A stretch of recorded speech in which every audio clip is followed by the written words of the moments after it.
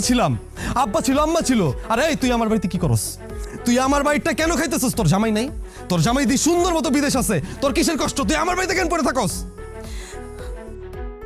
থাক, তুমি রাগারাগি করো না। আমার একটু বুঝায় বললেই পারতেন আপা।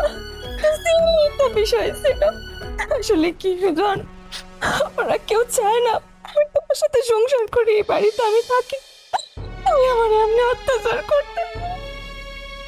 দেখ আপা, তোরা আমার বউরে পছন্দ করস না, আমি ভালোবাসা বিয়া করছি, এটা কিন্তু আমি কোনো ভুল করি নাই। তাই বইলা এমন না, আমার বউয়ের উপরে কোনো অত্যাচার হইব এটা আমি মুখ বন্ধ করে সহ্য করব। কথাটা মনে রাখ। স্যার আজকে আব্বা কই? আব্বা, আব্বা আসুক, আব্বা আসুক। আব্বা যদি এটার বিচার না করছে আমি বাড়ি ছেড়ে চলে যাবো। কথাটা মনে রাখ। চলো।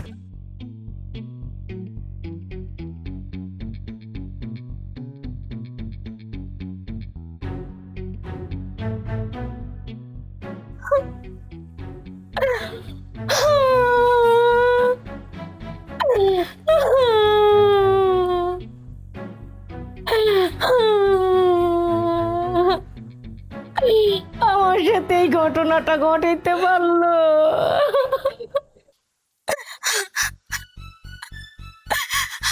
কি রে মা, তোর কি হয়েছে? তুই কাঁদতেছস কে মা?